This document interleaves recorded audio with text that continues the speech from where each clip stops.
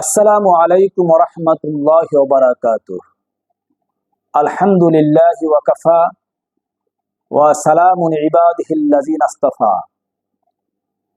দূরের ও কাছের প্রিয় মুসলমান ভাই এবং বোনেরা, আমাদের দেশের গ্রামাঞ্চলে একটি প্রবাদ বাক্য রয়েছে যে নিজের পায়ে নিজে কুড়াল মেরো না। তার মানে নিজের পায়ে নিজে কুঠারাঘাত করো না।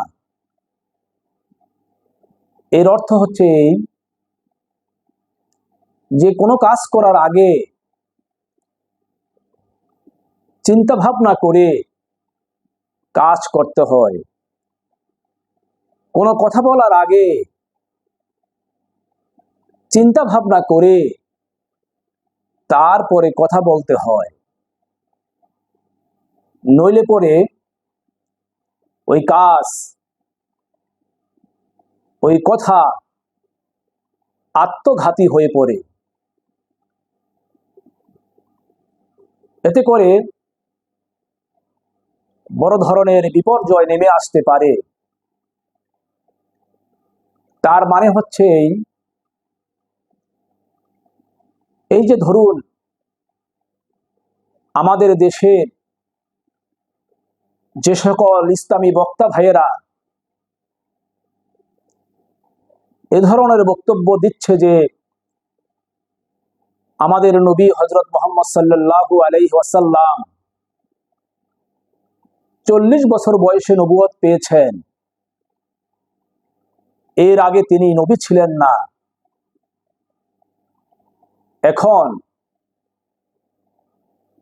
তাদের এই কথা মোতাবেক যে সমস্ত খ্রিস্টানরা খ্রিস্টান মিশনারিতে কাজ করে, অর্থাৎ খ্রিস্ট ধর্ম প্রচার করে, তারা যদি মুসলমানদেরকে কোরআন খুলে দেখায় যে দেখো তোমাদের ইসলামী বক্তারা তোমাদের ধর্মের আলেমরা বলছে যে তোমাদের নবী হযরত মুহাম্মদ সাল্লাল্লাহু আলাইহি ওয়াসাল্লাম 40 বছর বয়সে নবুয়ত পেয়েছেন, 40 বছর বয়সে নবী হয়েছেন, এর আগে তিনি নবুয়ত পাননি, এর আগে তিনি নবী ছিলেন না। কিন্তু তোমাদের কোরআনের সূরা মারিয়ামের 30 নম্বর আয়াতে কারিমায় আমাদের নবী ঈসা আলাইহিস সালাম অর্থাৎ যীশু খ্রিস্ট সম্পর্কে বলা হয়েছে ওয়াজআলানি নাবিয়্যান, অর্থাৎ আল্লাহ পাক আমাকে নবী করে দুনিয়াতে পাঠিয়েছেন। যীশু খ্রিস্টকে নবী বানিয়ে দুনিয়াতে প্রেরণ করা হয়েছে। এ কথা বলে কোরআনুল কারীম খুলে খুলে এই আয়াতে কারিমা দেখায় দেখায় মুসলমানদেরকে যদি উপদেশ করতে থাকে যে তাহলে তো তোমাদের নবীর থেকে, তোমাদের নবী হযরত মুহাম্মদ সাল্লাল্লাহু আলাইহি ওয়াসাল্লাম থেকে আমাদের নবী যীশু খ্রিস্টের মর্যাদা অনেক উপরে, যীশু খ্রিস্টের সম্মান অনেক উপরে, আর ইসলাম ধর্ম থেকে খ্রিস্ট ধর্মের মর্যাদা অনেক উপরে। একথা বলে সহজ সরল মনা মুসলমানদেরকে তারা ধোঁকা দিতে অবশ্যই চেষ্টা করবে, মন নষ্ট করতে চাইবে। তারা একথা বারংবার বলে মুসলমানদের পিছনে লেগে লেগে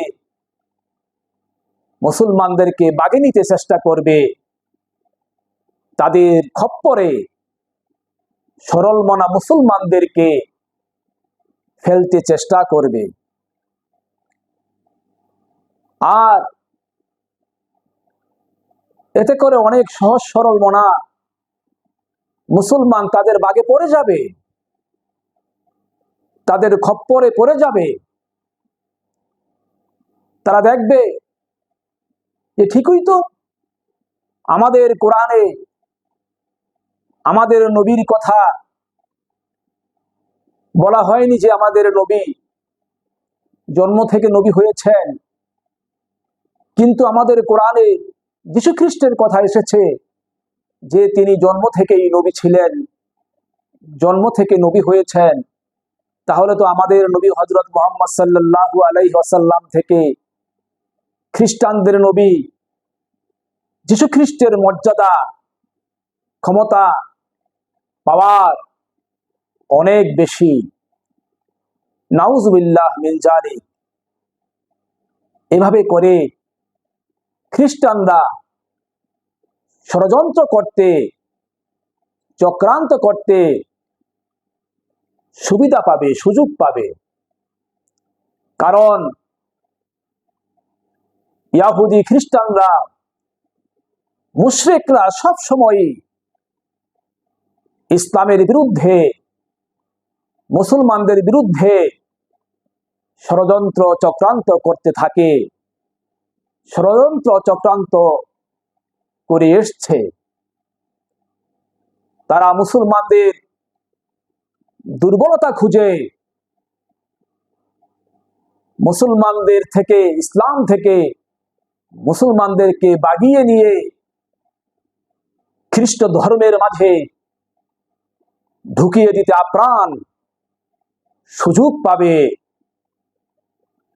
চেষ্টা করবে। তাই আমাদের ইসলামী বক্তা ভাইদেরকে অনুরোধ করে বলবো যে আপনারা এই সমস্ত বিভ্রান্তিমূলক কথা না বলে এই কথা বলুন যে আমাদের নবী হযরত মুহাম্মদ সাল্লাল্লাহু আলাইহি ওয়াসাল্লাম শুধু জন্ম থেকেই নবী ছিলেন না, তিনি আলমে আরওয়াহ থেকে, আত্মার জগৎ থেকে নবী ছিলেন।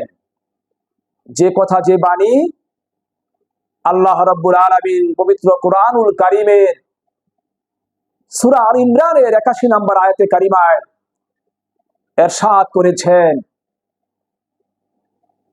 সে বাণী, সে কথা কুরআনুল কারীমের সূরা আল ইমরানের ৮১ নম্বর আয়াতে কারিমায় বিধৃত হয়ে আছে। আমাদের নবী হযরত মুহাম্মদ সাল্লাল্লাহু আলাইহি ওয়াসাল্লাম আত্মার জগৎ থেকে নবী, সৃষ্টির সূচনা থেকে নবী। এবং তিরমিজি শরীফের হাদিসে কিতাবুল মানাকিবে 3609 নম্বর হাদিসে ইরশাদ হয়েছে যে হযরত আদম আলাইহিস সালাম যখন রূহ এবং শরীরের মাঝে পৃথক পৃথক অবস্থায় ছিলেন, আলাদা আলাদা অবস্থায় ছিলেন, যখন হযরত আদম আলাইহিস সালামের মানুষ হিসেবে অস্তিত্বই হয়নি, অস্তিত্ব লাভ করেননি, তখন থেকে আমাদের নবী হযরত মুহাম্মদ সাল্লাল্লাহু আলাইহি ওয়াসাল্লাম নবী ছিলেন। এতে করে আমাদের সহজ সরল মুসলমান ভাইয়েরা ধর্মান্তরিত হয়ে খ্রিস্টান ধর্মের দিকে তো যাবেই না, বরং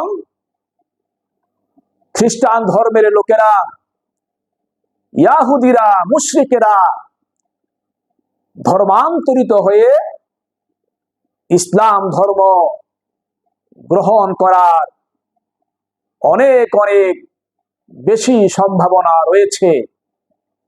তারা ইসলামের প্রতি আকৃষ্ট হয়ে ইসলাম ধর্ম গ্রহণ করে মুসলমান হবে ইনশাআল্লাহ। আল্লাহ সুবহানাহু ওয়া তাআলা আমাদের প্রতিটি মুসলিমকে, প্রতিটি মুসলমান ভাই বোনকে কোরআন এবং হাদিস সুন্দরভাবে, যথার্থভাবে অনুধাবন করার তৌফিক দান করুন। আমিন। আসসালামু আলাইকুম ওয়া রাহমাতুল্লাহি ওয়া বারাকাতুহু।